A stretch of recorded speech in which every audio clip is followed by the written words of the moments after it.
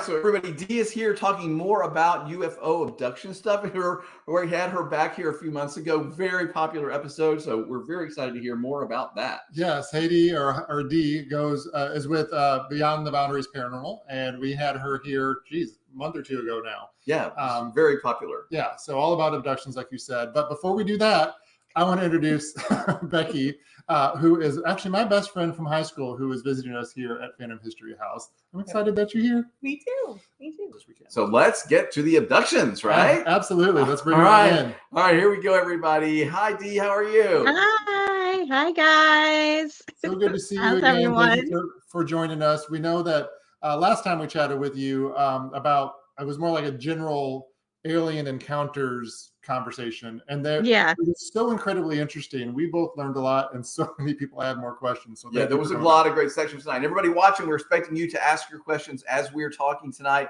So Dee, why don't you just introduce yourself and tell us a little bit about Beyond the Boundaries Paranormal? Yeah, I'm Dee. I'm one of the founders of Beyond the Boundaries Paranormal. We're based in Florida, of course, but we will go and travel to most places. Hi, Mike. And we deal with anything from, your average ghost experience or up to cryptids and extraterrestrial. So. And I love cryptids. Did I hear cryptids? Yes, we talked about, cryptozoology. Should I say something about... No, wait, what was it that I got excited about? The Nordic aliens? The Nordic aliens. Yeah, okay. Never mind. I didn't mean to go there already. I apologize. I'm jumping ahead. The Nordic already. Already. Hey, Jenny. And Mike, thanks for tuning in. When we talked before, like I said, it was kind of like a general conversation. And we met way before that on, I know you've investigated the house here with your team. You and your wonderful husband, Mikey, were both here. And then we kind of talked a little bit about aliens and those investigations. And before we get into the specific abduction cases you wanted to talk about, we've kind of talked about this before, but what is this scenario? When do people call you in, and what do you do as an investigator in a UFO/alien situation? So, a lot of people will usually send us videos and stuff to review. Like if, they see the lights in the skies, we'll get those videos and capture them first. We don't the whole abduction contacting is a very rare thing. And honestly, they don't contact us right away because that's what they think is happening. They contact us because they think something paranormal like ghost is happening. So they find us and tell us, hey, we think, there's a spirit in our house. And then we kind of investigate, do our thing, and we try to determine what's really going on, get more of the backstory of our clients and everything, and go on from there. And then, sometimes it ends up being, your average ghost, and sometimes it ends up being like, it's not a ghost, it's something more than what you originally thought. That has to be like a wow moment for your team when you realize, oh, wow, this is not what we thought. Yeah, well, it's funny. It's a hit or miss with because not all of our members love the extraterrestrial side of investigating. So some of them be like, well, we're gonna kind of hang back on this one. And I'm like, that's no problem. And hi to Kelly and Jenny who are watching. Love that you guys are here. Yes. Mike and Jenny are actually two of our clients that happen to contact us just like that, where they thought something paranormal was going on. And when we did a deep dive, it ended up becoming an extraterrestrial case. Wow. That ended up affecting most of me, Mikey, and another team member. Wow. And I know that you said most of your investigations are here in Florida, but you said you go to other places as well, right? Yep. I've gone to Waverly Hills in Kentucky. Before Florida, I was all the way up in Jersey, New York, Pennsylvania. We'll investigate there. So, yeah. Well, I want to get into, the abduction side of stuff. Why are you laughing at me? I messed up the edit. Go ahead. So we talked last time about, people seeing things in the sky and these photographs and, but we also talked a little bit about the abductions themselves. How common is an abduction in your experience? I mean, obviously it doesn't happen to everybody every day. A lot of us have never. It doesn't. And the thing that's tricky about abductions is a lot of the time they don't remember that that's what happened to them. So it's almost like kind of unlocking a memory that a lot of times your brain doesn't want to remember that. You know, for the few that they do know what's going on and happened, it's not always the most pleasant. Um, so when it comes to like kind of piecing together what's going on and what's going on in abduction, you know, a lot of the time the abduction itself, when it happens, they don't remember it. Up until maybe later something will trigger a memory of like, hey, wait, this happened to me. So I don't understand that, because then if you're investigating, how do you find out that that's what it was if they don't remember it? Okay, so some things are key. Like, so we investigated one case. This was actually our one of our first cases where we're like, we don't think this is your typical ghost, and that was the woman in our case kept experiencing the lapse in time, where hours would go by and she would only think like a minute went by, and then she felt like electricity would be running through her body when she kind of came back to. um so that was one of the indications with the whole lapse of time and things like that. Like, she would go after work into her car, because it wasn't just in her home, it was, you know, when she was out, and, you know, 3 hours would pass and she wouldn't know what happened. Mhm. And mind you, this Wow. person's also, because another thing, we, you know, we don't just jump into conclusions. We ask, you know, have you seen a doctor? Have you gotten medical advice first? Have you seen what's going on? And she's like, yeah, no one can explain what's happening to me. Mhm. Um, And this kind of goes with what Kristen is asking in the comments. You know, you say a lot of people don't remember things, but some do. Is it kind of like I had this weird dream and I'm not sure if it was an actual dream yeah, or reality? almost like that. And one of the things we do, that actually, Mike, if you, I'm going to tell your story. He actually remembers a lot of his abduction, but his went back as to when he was a child. They started when he was a child. He actually thought they stopped because he stopped. He was like, "Yeah, I haven't had anything happen to me, you know, in forever." Um, but then when we looked into it more, we're like, "No, things are still happening. You're just not remembering." And one of the things we do, so I don't know if you watch the ghost shows, a lot of them will use the Estes or the Gansfeld method. Right. Our Gansfeld method unlocked a memory for Mike because he wasn't under it. We had one of our members go under, and it was the first time using Gansfeld that what was getting picked up, what they were feeling and seeing was an abduction. And it started to trigger memories of what he was experiencing while we're viewing. Mind you, the person who's doing it is in isolation, so we're viewing them on camera, and everything that, you know, she's saying during the Gansfeld method was triggering like memories. He's like, oh my god, this has happened, and this, and then uh, she ended up picking up what she thought was babble, and she ended up saying what she kept hearing in the headphones. I wish I could remember what it was, but it ended up, as soon as he heard the phrase, it was instant. He just started crying, and like memories just kind of like rushed in, it seemed, and he was remembering everything that happened during his abduction through our Gansfeld method. Okay, so for newbies, Yeah. what is the Gansfeld So the method? Gansfeld, it's an experiment that was mainly used for remote viewing, like back in the 20s and the 50s.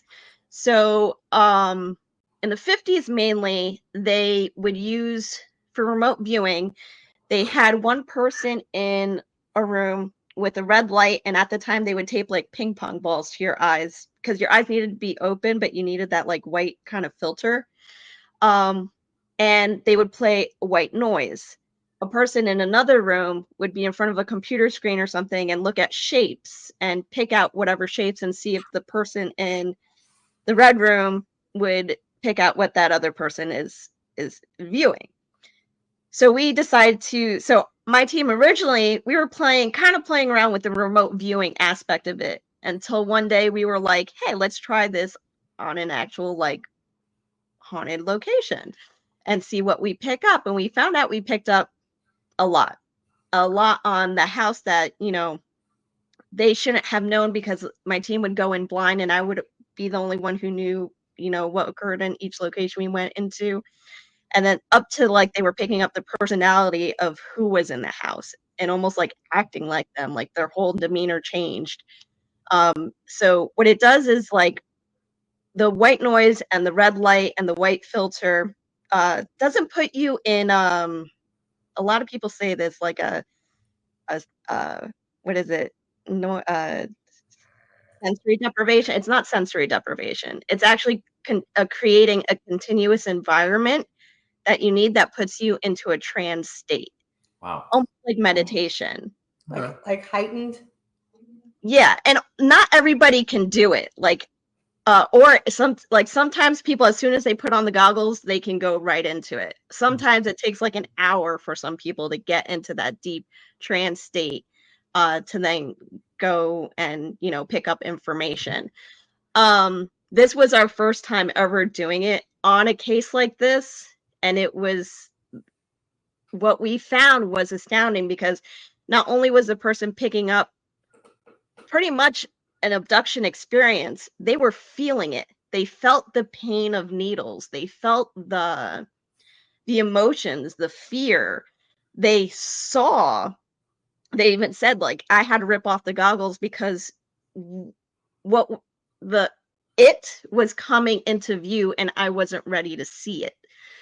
And it actually left a physical imprint because one of the things that person felt during that time was they felt like needles were all over their back.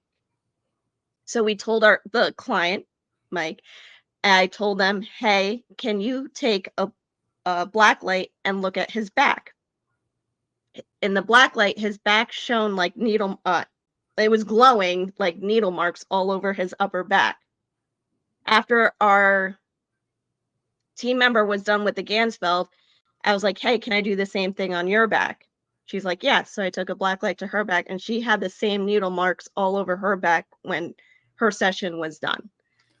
Holy cow. So the idea that it can become physical in just that method part is kind of that scary was, again, we were so new to it at the time. It surprised us. So I have a question for you then. So you said that when you were in the session with Mike and these memories came flooding back, that it's understandable to me he would immediately start crying. Was that out of fear or terror or just relief? Or like, do you know where those tears came from?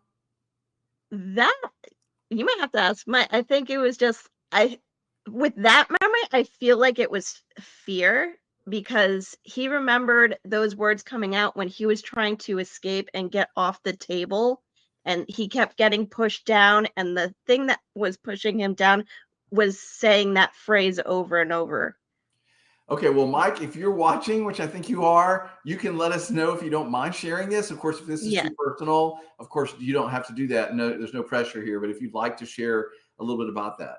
So I mean, I have a million questions, of course, but one of my questions for you is like, why? Why are these things happening? What is the intent of these abductions? Are they? That is the question everybody wants to know. Exactly. And I think there's no one answer because then we're going into different races, species, and everything, and what their purpose is with us. What do they want? You know, is for more information? Is it for, you know, there's a whole theory of if they're trying to colonize and create a hybrid.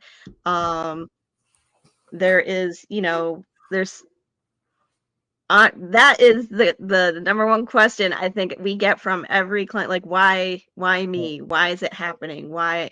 And I wish I had that answer. Well, you know, there are so many, you know, TV shows, movies, series about alien abductions, and of course, every show almost has that representation of somebody on a table, a white light, you know, that kind of thing.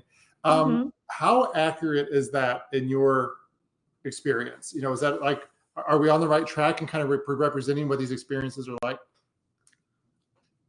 I feel like that's a lot of people's memory, and that's where, you know, the whole, is it for experimentation? Because a lot of people's memory is that they're on a medical table getting examined. Some people are left with instruments in their bodies, you know, too, like the actually one case, I think I brought it up, is on Netflix right now. The documentary could have been a little bit better, but it's really interesting. It's called Manhattan and Abduction. I think Abduction in Manhattan or Manhattan Abduction. It was a case from the 1980s where there were 23 in Manhattan. Okay, this is a city, Right. huge, you know, storied buildings and everything.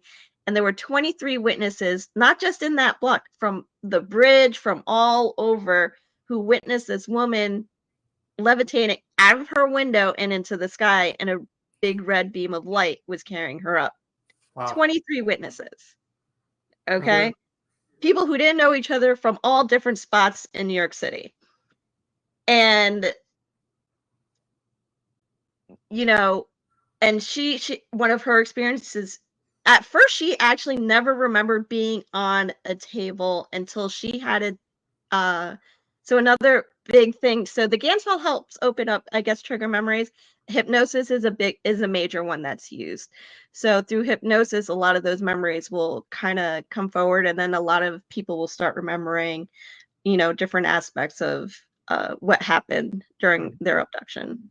Well, you know, and I think it's, to your point, you know, different experiences happen to different people based on who was doing the pulling, you know. Yeah. And there is also abduction, and then there's contactees, where contactees don't usually leave their home. It's like whatever's there goes to them and visits them in their home, but they don't remember, whether it's they just don't remember ever leaving, or it's just only happening in their home. Right. So when they have this experience, are they, like, we're in the living room, are they in the living room when they come out of this experience, or they've actually moved locations? Sometimes they end up, sometimes, like Mike's case again, when he was a kid, he would wake up outside from when he would be in bed, and he would wake up outside with all the doors from his house locked from the inside. So and speaking of Mike, he did share that, you know, that his reaction was from fear, and it brought back some horrible memories. And he also adds, we just had a visit the other night. Yes, so he still does get visitation. That's one of the things I always, so when it becomes that extraterrestrial case, there's, you know, I always say, I'm like, there's nothing we can do except collect data at this point. It's not something we can stop. It's not something we can, you know, sage or clear away or anything like that. It's usually and a lot of times with those cases, it's usually been happening for years, and sometimes up to the point when these people were children, up until adulthood. Right. And then sometimes they have families, and then it also ends up expanding out to the family members as well.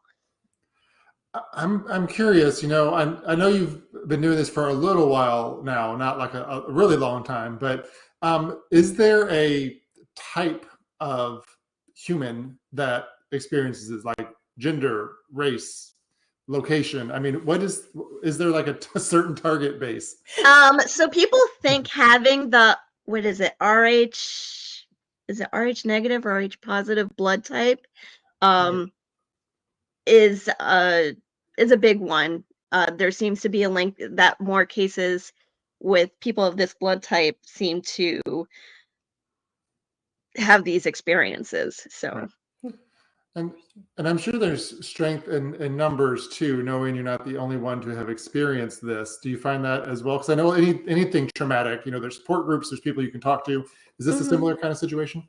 Yeah, it's support groups that you know, you can go to and talk to after, if you have an experience like this.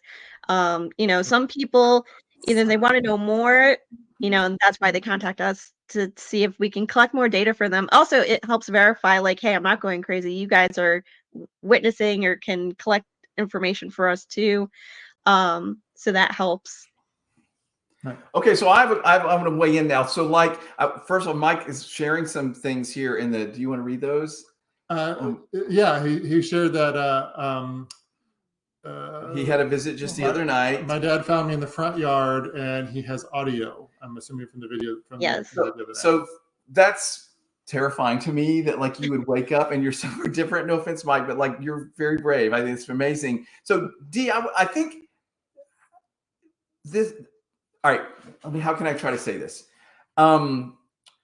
We have people come to Phantom History House all the time who want to tell their ghost story, right? Everybody have one or they know one they want to tell you, and they come here and then they realize they're in a safe space. They get to know us a little bit. And then after 10, 15 minutes, whenever, at some point, they'll often go, well, you know, I had something happen to me when I was a child or whatever. So I feel like this abduction thing is even more sort of socially scary to people. And so I feel like anybody that's actually having these experiences, like they typically would not tell anybody, right? Like it must be really difficult to find anybody like yourself who they could talk to. Yeah, there is more of, I feel like talking about ghosts seems to be more accepted, whereas someone trying to talk about their abduction experience, it's more like a taboo subject to bring up. So, you know, being able to have even a friend to confide in sometimes is difficult for that. Well, exactly. And that's sort of my point was I feel like this is a huge service that you're offering, if nothing else, than just to sort of validate a little bit of what these people are experiencing. Oh, yes, this makes sense. We believe you. I feel like that would be just a huge part of it. Yeah. And I will say, so anyone who wants to dive into investigating these types of cases, I do have to like put up like that warning is these are intelligent beings. They know what you're doing. We've caught on that after doing a few of these cases, we've noticed things now happening in our own home where we're like, oh, this is more than what we expected here too. And I love that you say that, not because it's, you know, terrifying for you. That's not what I mean, but because I've heard that as well in like different areas of the paranormal. You know, you say you're open to ghosts and you want to learn more about them, and then the spiritual world wants to start showing itself to you. I find it really fascinating that there's this similarity with this as well. And I know last time we talked that some people see like the two as kind of like a relationship. Yes, and some people. One of the things, and about this recent documentary that came out on Netflix, when she was describing, you know, her as a child, what was happening, she's like, yeah, my grandmother used to see spirits. I thought I used to see spirits too, me and my sister. And then she said, and my parents didn't believe me up until they saw it, and they had this house blessed and stuff.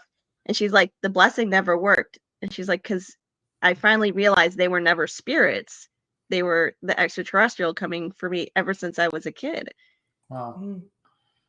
Okay, so can it's also that where that blend comes in is sometimes people think they're experiencing, you know, ghost, you know, spirit activity when really it could be a lot more than that, and it could be extraterrestrial instead because there are a lot of similarities. Right. Okay, so I feel like I'm asking a lot of really naive, basic questions tonight. No, there is no naive, wrong question to ask. So, if someone like Mike is ending up outside with the doors locked, like, do we have an idea of how he's getting out there? Like, are they pulling him through the roof, out a window? Like, do we have any? Is there any theories out there as to how someone gets out of the house like that if there's not a door open or something? You know what? Sometimes we even wonder if like whether sometimes your physical body even leaves sometimes, especially when it comes to like, you know, Mike is married and they sleep in the same bed. And I've asked Eddie, I'm like, do you ever feel like, you know, actually at first they weren't even sleeping in the same room because she was terrified of the bedroom. But there was one incident where she's like, I had sleep paralysis. I was like, oh yeah. I'm like, "Well, did you feel Mike next to you?" She's like, during the entire duration of my sleep paralysis where I couldn't move, she's like, Mike stopped snoring and I couldn't hear him, but I couldn't turn to see him. Hmm.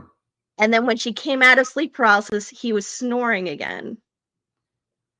So something was preventing her, she thinks, from, rolling over and or seeing her, or preventing her from seeing them doing whatever. Yeah.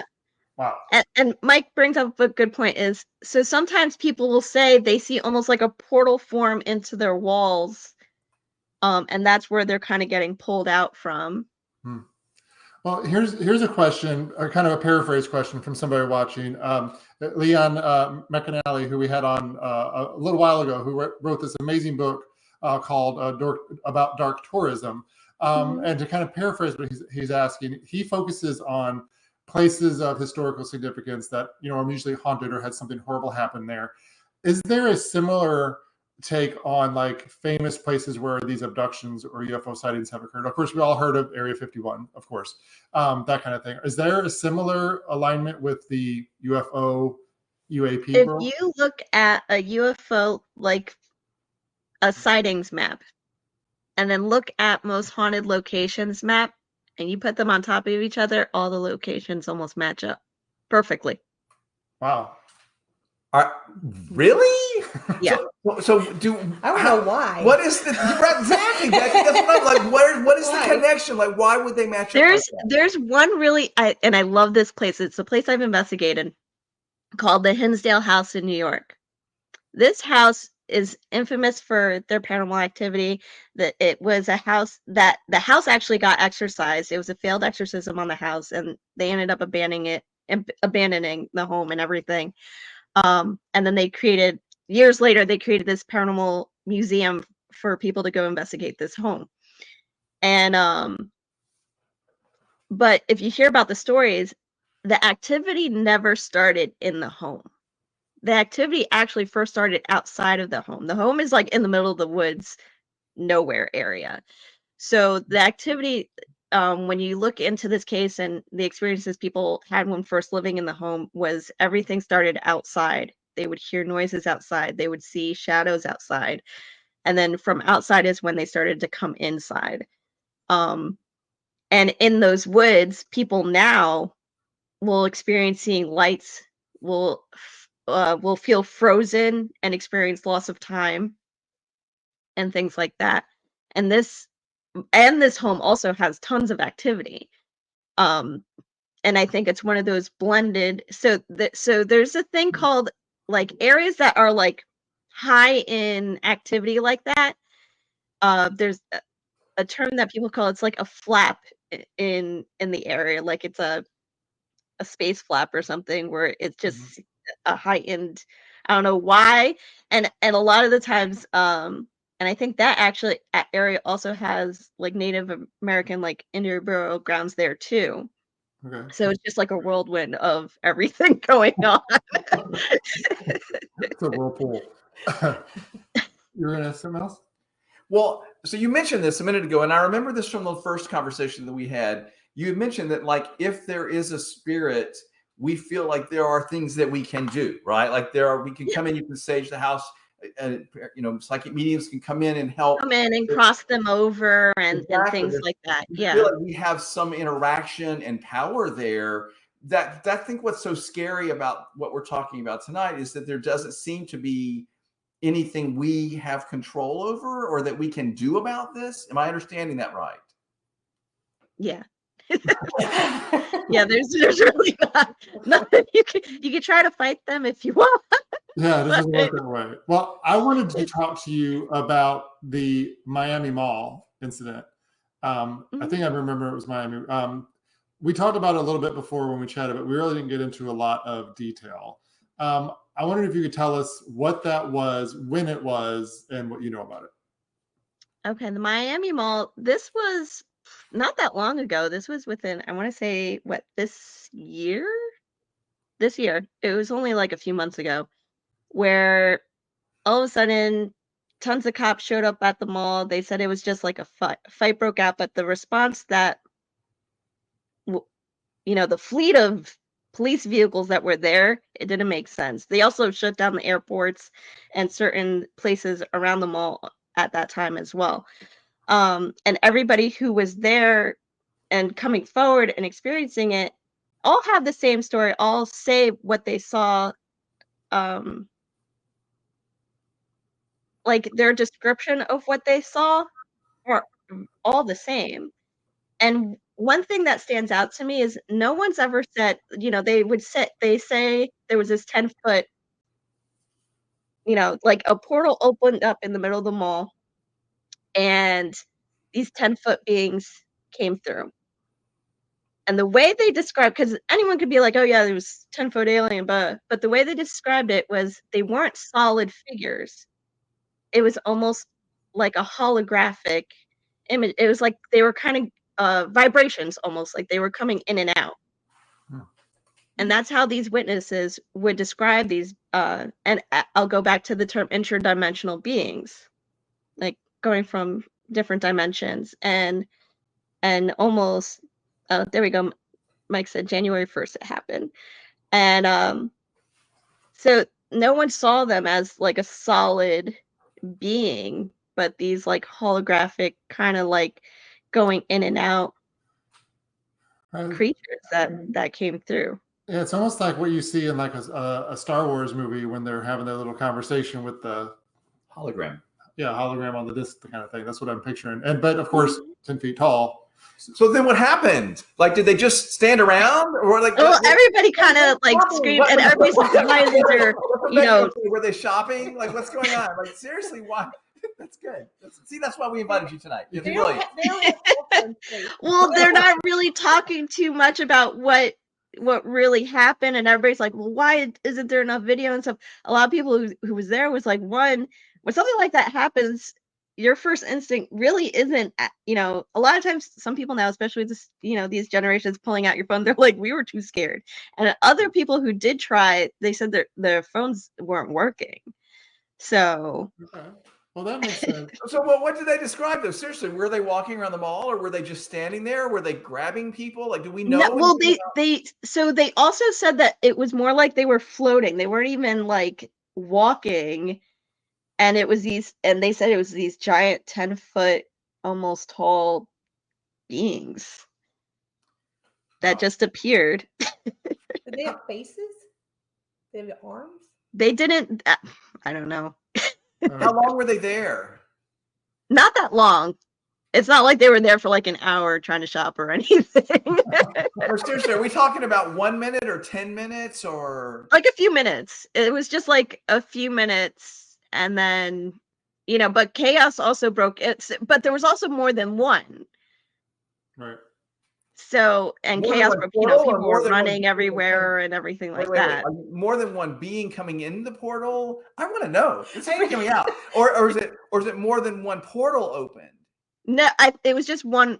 I believe it was just one portal opened that anyone saw, and that's yeah. So we would assume that everybody sort of screamed and ran and like yeah. this scene, right? Yeah. Yeah. Well, and to your point about the phones, I mean, almost every alien abduction story talks about, the car stalling or some kind of technology failing. So I think it makes sense that you can't really get a cell phone video when this is happening because of so the things that are happening in my own house, I have, I'm the tech person. I'm pretty good with my cameras and all that stuff, and never usually have, here and there I'll have like some issues on, when I'm investigating. But one time we decided there were 2 weeks specifically in this house where things just were not normal. And it was after dealing with another case that ended up going towards more, it was a combination of, we think there was spirit activity, but also there was an extraterrestrial thing to it too. This house had like just a plethora of different things going on. And after that case, our house didn't feel right. And for 2 weeks, even like my son who's 3, he would wake up just screaming, and we couldn't figure out why. Nothing would calm him down, nothing, and I ran a recorder one night, and we captured some.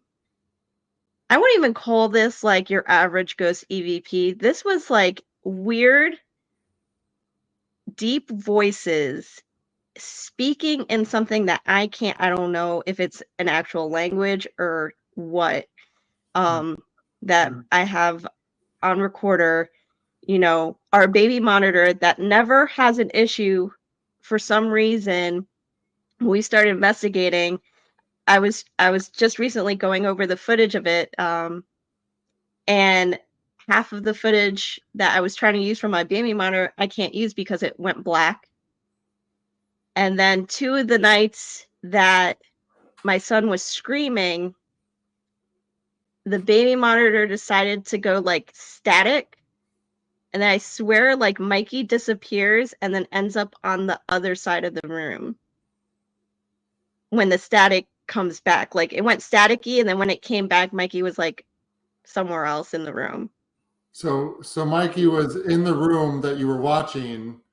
Yeah, like he was actually in the video. He was standing next to me, and then the static came, and then Mikey was like on, and you could kind of see like the static came, and then Mikey's like on the other side. And we're like, "How did you? What?" Did he have any? What was his comment on that when you saw that? Did he remember moving over there? No, he doesn't remember. Wow. And just to clarify, Mikey, your husband, is different than Mike, who you were talking about earlier. Yes. Right. Sorry, I forgot there's 2 Mikes. I know we have that Mike watching with us. Make sure. Okay. There's Mike, and there's Mikey, my husband. Right.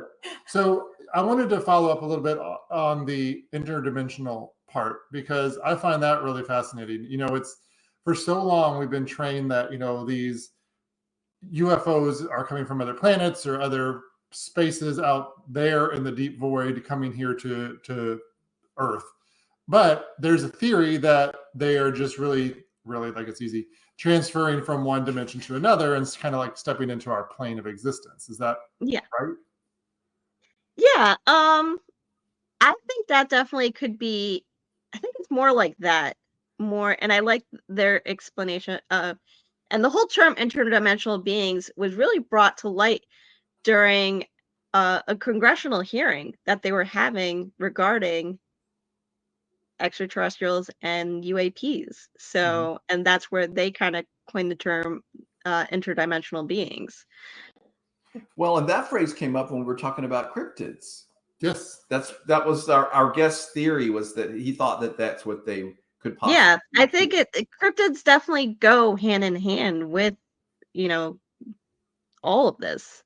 So does any of this, like, I find this pretty scary stuff, right? Like, I don't want to be abducted. I don't want, like, that's scary stuff to me. So, like, does any of this ever put you off? Do you ever think, like maybe we should not do this, or or how you're so brave about it? I'm just wondering where. You know what? When I started having some things, it wasn't more for me. I was worried about my kids. And that was my concern. I will deep dive into it. I'd be like, head first, yes, let's go. But when I started seeing, like, especially my son was really affected, especially for those two weeks. Now he's back to his usual, like, he sleeps all right. He still wakes up and like talks to whatever is down the hall. Like, that's fine. But when I thought he was screaming as if he was like getting harmed. And I do have a video on my baby monitor where one of the times where he wakes up screaming during those 2 weeks of activity, and I'm like, I think it was like 2 or 3 in the morning. So mind you, I'm like half asleep, like trying to console him. I'm like, but you actually see his leg get yanked back in the video, and he reacts to it too.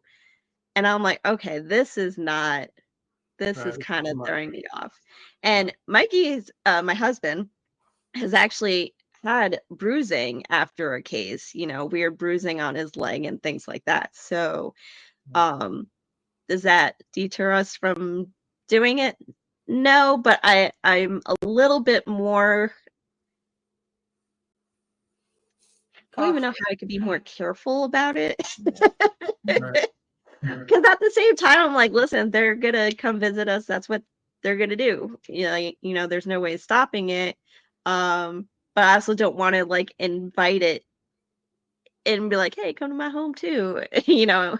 Right. Well, you know, it's the That's same where thing like when Protective Mama comes out, and I'm like, no. it's the same thing when you do a ghost investigation. You know, you Yeah, stay here where you are, don't follow me home, kind of thing. So I could definitely yeah, and see that. that's a hit or miss because you could say that all you want, and then Exactly. then you end up home, and you're like, damn it.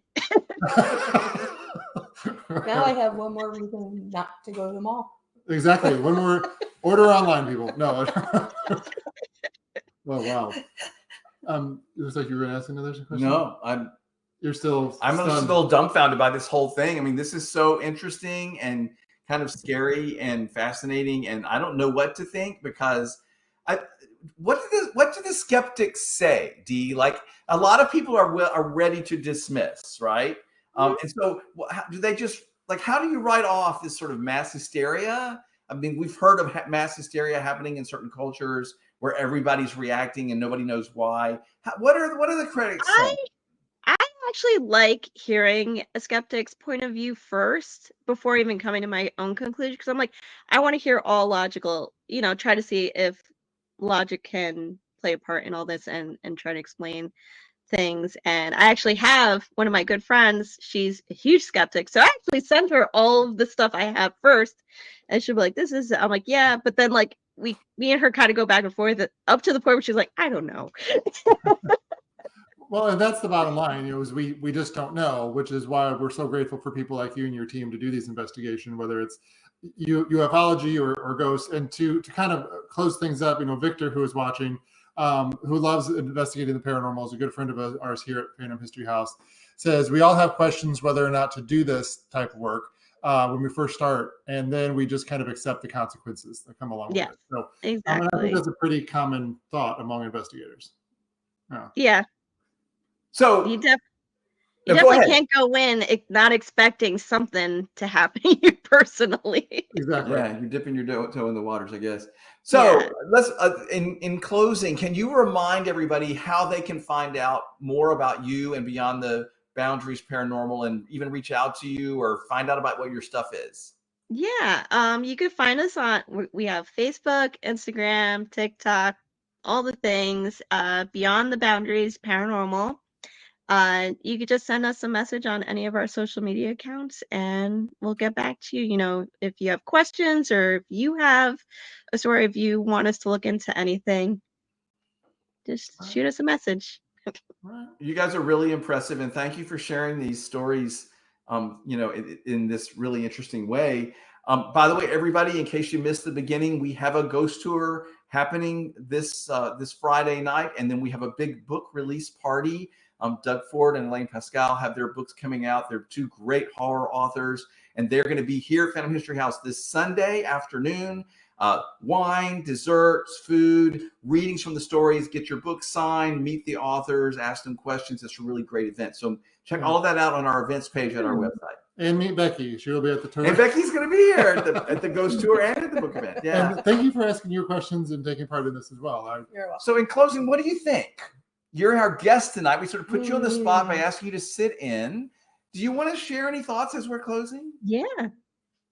I just want to know why. Everybody wants to know why. Everybody wants to know why.